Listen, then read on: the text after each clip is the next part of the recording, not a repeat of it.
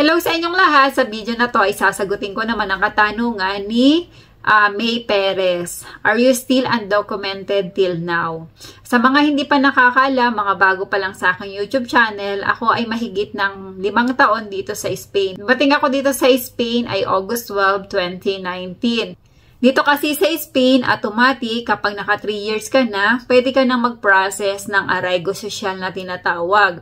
Ang kailangan mo lang ay likumin kung ano yung mga dokumento na kailangan. Siyempre, unang-una ay kailangan meron kang lawyer o kaya agent na mag-aasikaso ng iyong documents.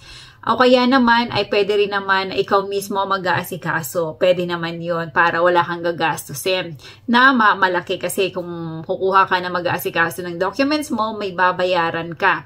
Ngayon, dito kasi sa Spain, kahit maka 10 employer ka, sa loob ng 3 years, basta ang importante, yung huling amo bago ka mag 3 years ay willing sila na tulungan ka kasi merong mga documents na kukunin doon sa employer para maasikaso yung iyong pagiging legal dito sa Spain para magkaroon ka ng NIE na tinatawag o temporary resident dito kasi may validity din dito ang mga ID namin.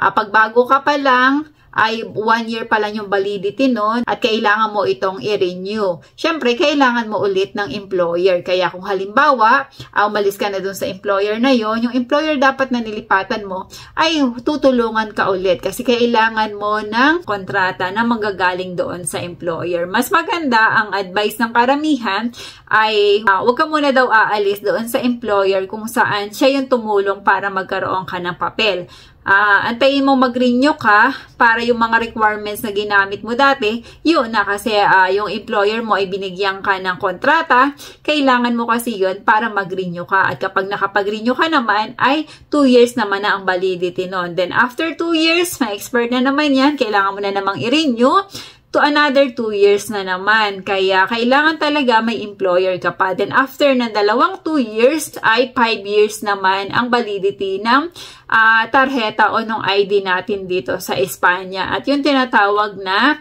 larga durasyon. Maganda na kapag ganun kasi hindi na daw kailangan ng employer kapag larga durasyon na.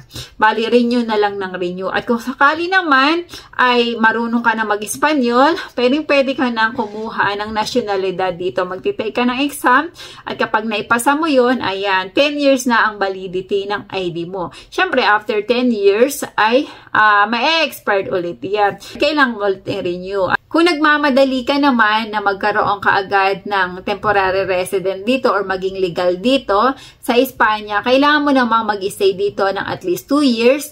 Then, mag-a-apply ka ng arraigo formasyon. Kaya lang, kapag arraigo formasyon ang pipiliin nyo, kailangan yung mag-enroll ng any course dito na required. Kadalasan sa ating mga kababayan ay hindi ito ginagrab kasi nga naman mababawasan pa ang kanilang income.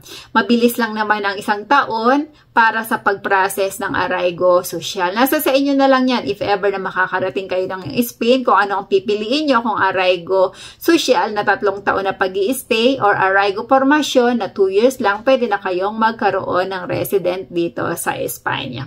Ayan, sa katanungan ng ating kababayan, ako ay 5 taon na dito sa Spain at ako ay nakapag-renew na. Bali, mag-aantay na lang ulit ako ng another 2 years. After ng 2 years na yan, ay i-renew ko.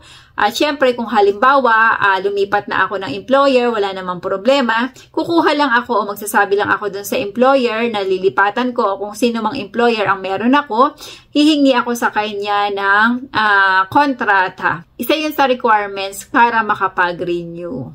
Ayan, maraming salamat sa inyong lahat at sa mga inspiring na magtrabaho sa Europe. Ay i-push nyo lang yan at sigurado naman sa awa ng Diyos ay makakarating din kayo dito sa lalong madaling panahon. Maraming salamat sa inyong panonood at sa inyong patuloy na suporta sa aking YouTube channel.